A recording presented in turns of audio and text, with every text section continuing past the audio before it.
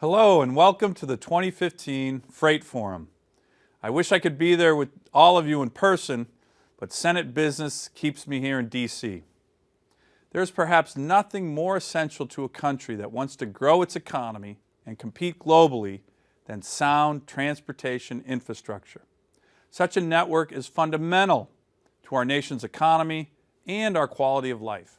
Roads, waterways, airports all come together to create a network, and they all need to be a strong, cohesive network. In a state of our size, facing economic challenges, our infrastructure can either drive economic growth or it can slow it down. We want to drive it. Across the country, in the past few years alone, the U.S. transportation system moved more than 17 billion tons of goods, valued at about $17 trillion. Simply put, these numbers represent jobs and economic opportunity at home and a competitive advantage abroad. And we are making significant progress in terms of developing our infrastructure in the Congress. After 10 years of short-term authorizations, the Senate made a long-term reauthorization of the highway bill a top priority for the year. And we did it. The House is working on it now.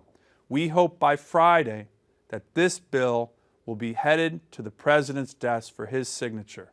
The first long-term, 6-year highway bill in many, many years.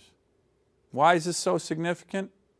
Because our country's infrastructure was built by the type of long-term, sustainable investment embodied by the highway bill that is just passing the Congress right now. Without a long-term infrastructure plan, state DOTs are hesitant to commit long-term projects. So are small businesses and small communities. In fact, small businesses in industry can't hire the extra workers or buy that extra piece of equipment that allows them to better compete if they don't have security in long-term projects. And communities can't adequately plan in order to attract new businesses or meet the challenges of a growing population. Long-term investment plans are crucial, and that's what this highway bill is going to help spur. The highway bill establishes a freight program, which will provide funds to all states to improve goods movements on key corridors. It will reduce costs and congestion and improve performance for business. It will start the important process of streamlining our regulatory and permitting processes. And of course, it keeps a strong funding stream, a dramatic increase in federal funding for Alaska's highways and infrastructure.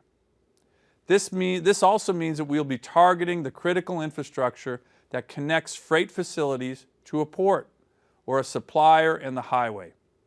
These connections are often overlooked when we talk about cohesive infrastructure.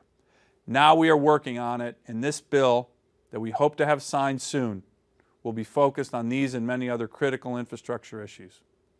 While the passage of the highway bill is an important step forward, we all know, especially in Alaska, that there is more that needs to be done, particularly with regard to infrastructure.